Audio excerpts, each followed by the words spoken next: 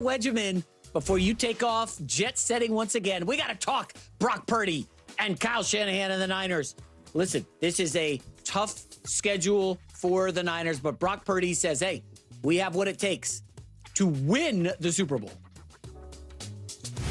Obviously, we have what it takes to go all the way and win it. Like, that's when we're at full strength and good to go. But just like I said, like, even though we are at full strength and full health, like, that's not guaranteed. And that's the cool thing about the guys that we have in the locker room and our organization is no one just sits there and goes, oh, look at our roster and how beautiful it looks. Like, no, the guys are ready to go. Like I said, when it's said and done, like, we want to be able to come back just like all these other guys and have rings on our fingers and be able to celebrate those key wins and moments for the history of the 49ers. Very grateful, very gracious. He's a very good interview. He always says the right stuff. I appreciate that a lot.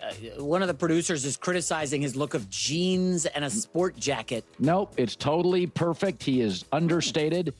He doesn't need to be validated by that. I like all that stuff. I think he looks like, he's not trying to pose. He's not, he's not into that. Listen, the guy does care about the right stuff. Winning games, being available, elevating teammates. He cares about all the right stuff. Do you remember when he took the lead in the Super Bowl in overtime against the Chiefs and Patrick Mahomes? Do you remember that? Yeah. He was so good in that game.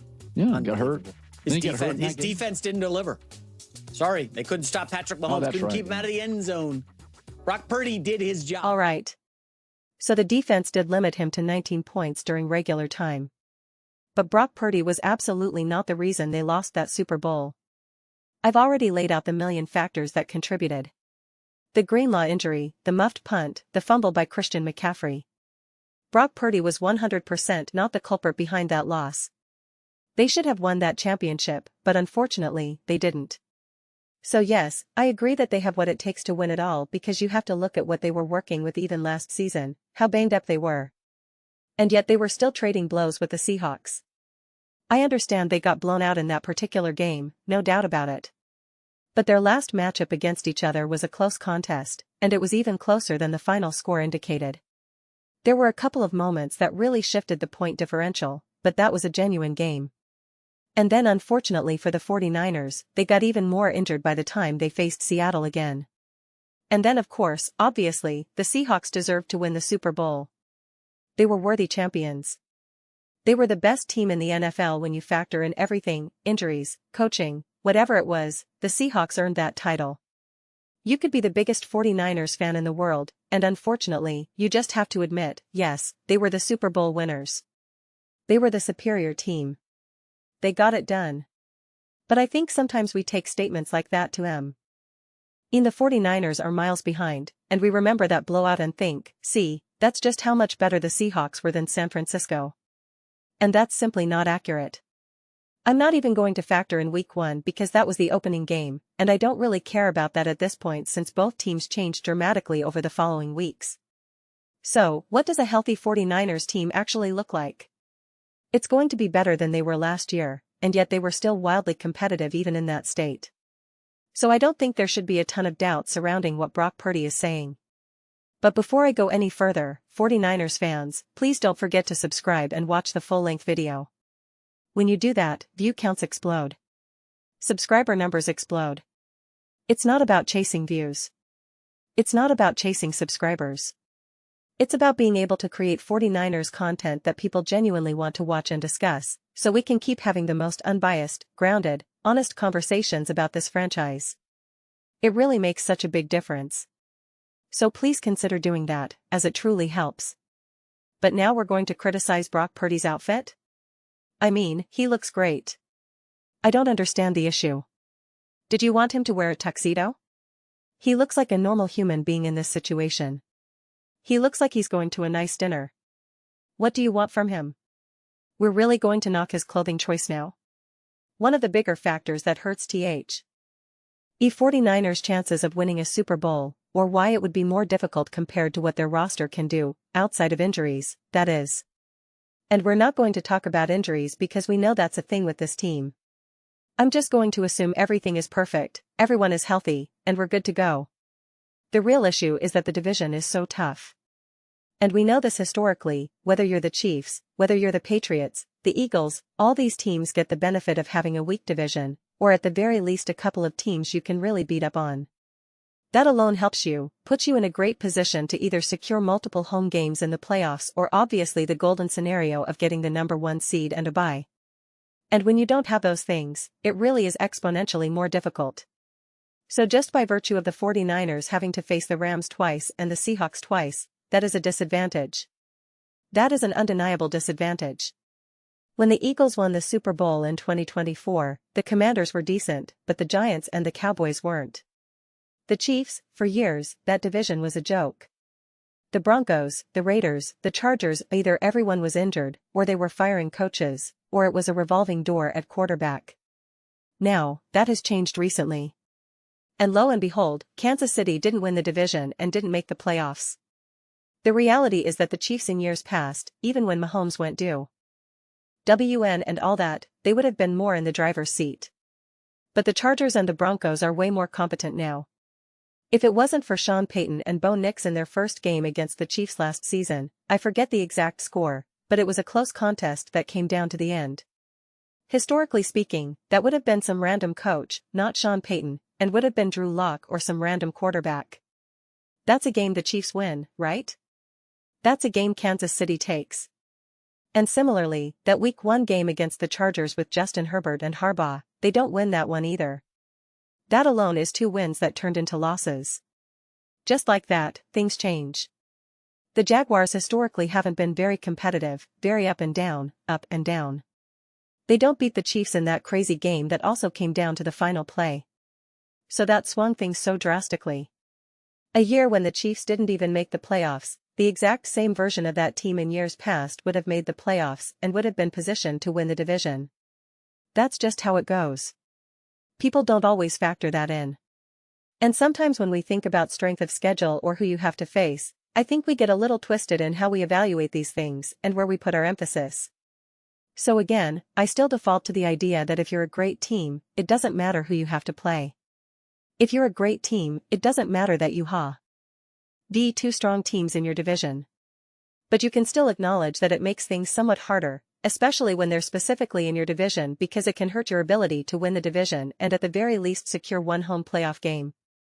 So it all factors in when you're really trying to have these conversations about whether a team has what it takes to win a Super Bowl. If we're going to have that conversation in May, which is never my favorite discussion to have this early, honestly, I'm just getting ahead of it because I know people are going to say, yeah, right, the 49ers don't have any chance. And I think we forget how consistently great and at minimum competent the 49ers have been for years with Shanahan, as well as Shanahan and Purdy. They were close to winning that Super Bowl in 2023. 2024 was a down year, decimated by injuries. 2025 was also decimated by injuries, but they were able to stay afloat and competitive, though they ultimately got destroyed. So then you kind of squish those 2 seasons together. You think, well, they lost in the Super Bowl, then they were a terrible team in 2024, and in 2025 it was a decent coaching job, but they got destroyed. So clearly they're not on the level of the Seahawks, game, set, match, over, goodbye. And that's what the conversation becomes. But it's a little deeper than that. So yes, I still think this team shows up because I believe Shanahan is so gifted with Christian McCaffrey and maximizing all of that. I still think there's such a significant emphasis on McCaffrey, and that's such a massive engine that makes this team go. That's why they were able to be resilient in 2025 in a way they weren't in 2024. And considering McCaffrey's injury history and his age at this point, there will always be a sense of fragility regarding that for me. It's something I want to see Shanahan move beyond, to not be so heavily reliant on McCaffrey and maximizing his production to truly get the most out of this team. Hopefully, it's not something they have to worry about this coming year. But again, I said I didn't want to talk about injuries, but it becomes impossible not to when discussing this team, especially over the last couple of years. Even in the Super Bowl, Christian McCaffrey, either in the big game or the games leading up to it, I think it might have been the NFC Championship game, I just remember him having a wrap on his calf, and you're just thinking, oh no, please, please, please. I feel like I remember seeing that in the NFC Championship game because the sense was, okay, he's got 2 weeks, he should be fine, hopefully. I think that was probably the NFC Championship game against the Detroit Lions, which was an awesome comeback win. So, I think there's just a lot of momentum with a lot of these teams right now, and it becomes about who can stay healthy, who can execute, and who can actually pull off the division win. Think about how close this division was last year. The team that won the Super Bowl was the team that won the division and got the #1 seed. That's a huge advantage. A massive, massive advantage. Could it be a similar situation with the 49ers? If San Francisco found themselves in the Super Bowl, would they have been able to take down the Patriots last year? Absolutely. Now also think about, let's not take away all the injuries, but at least let's just keep things in perspective. Going up against the Rams would have been really tough in the NFC Championship game, no doubt. But this is where the line is so fine, because you beat the Bears, and the Bears should have beaten the Rams. They lost that game. They should have won it, but they didn't. So that's totally fair, but this is where it gets kind of crazy. You could have been in a potential situation where you had the first round bye, facing the Bears either in the divisional round or the NFC Championship. There's an epic domino/butterfly effect in the NFL where the tiniest, smallest thing ends up having such wild consequences. It could be the difference between getting rocked in the divisional round and winning a Super Bowl. It's crazy. And I'm always open to having those discussions as long as we do it in a way that doesn't downplay the team that actually won, because people tried to do that with the Eagles in 2024. They said, Stafford was just one play away from winning the Super Bowl if he had a left tackle or something. That's nonsense. You're now totally erasing what the Eagles continued to do throughout the playoffs. You can't do that. But I still think it's interesting to look at things in terms of figuring out how close a team really was. You can have that conversation in a way that doesn't take away from the greatness of the Rams, the Seahawks, the Patriots, even on the other side of the conference. I think it's a helpful conversation to have about the 49ers to give context, to give perspective, to give balance as to who they are this year, who they are in 2026 right now.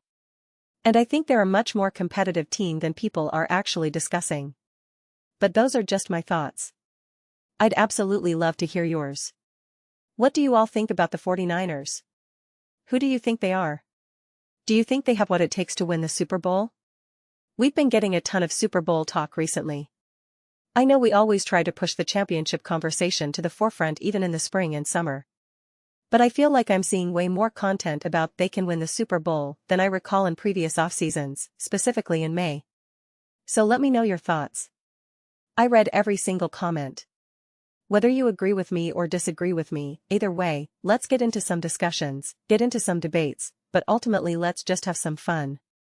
Please do consider subscribing. We're building an amazing community here, and I would absolutely love to see you be a part of it. I want to build something we all genuinely feel connected to, something we're really excited to be part of. I think we're well on our way. Please don't forget to give this video a thumbs up, it really does help with visibility and the algorithm. Thank you so much. See you next time.